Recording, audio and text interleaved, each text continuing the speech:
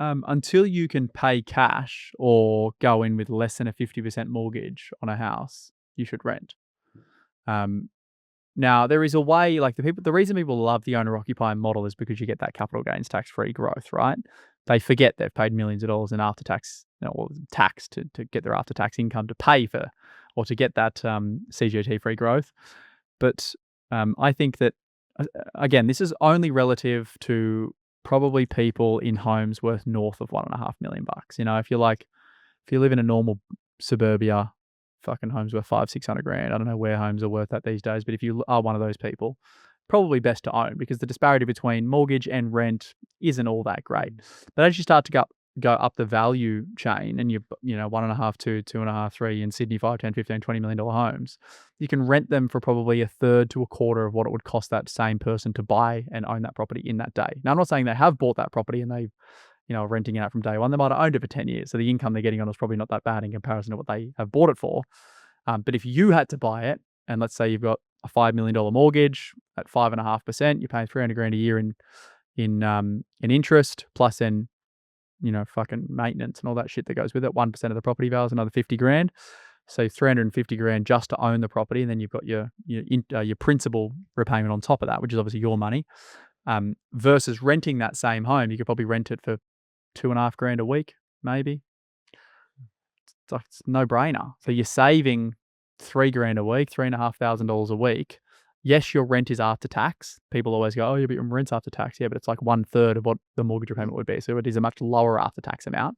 And then with that spare cash flow, go and grow your wealth with that. And you can actually grow a lot more wealth with it because you can borrow more money from the banks because it's investment debt. You can be more creative with structuring. You have way more flexibility.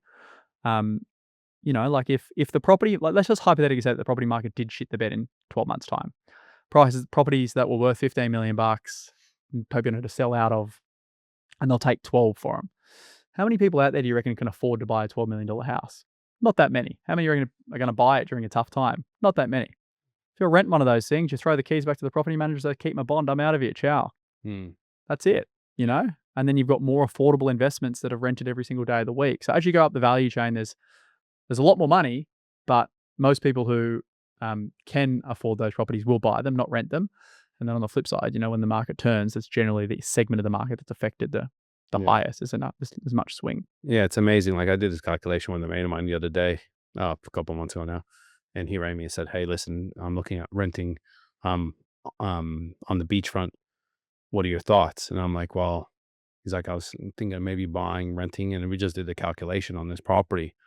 And it was like he was 3 times better off renting than actually coming up with a deposit, right?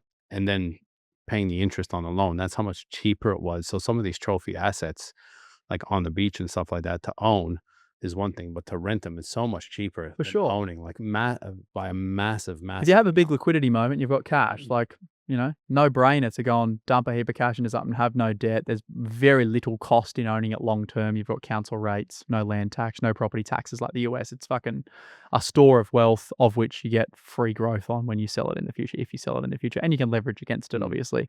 But there aren't many of those people. So, yeah, for the people who are not those, Yeah. you know, and you also have flexibility. Like people always like to harp on about the alternative to that. Oh, I want security and I want a base. I've never been kicked out of a rental personally. Been kicked out of a few other things. Heaps, yeah, stacks, jobs, hotels, Schools. yeah, schools.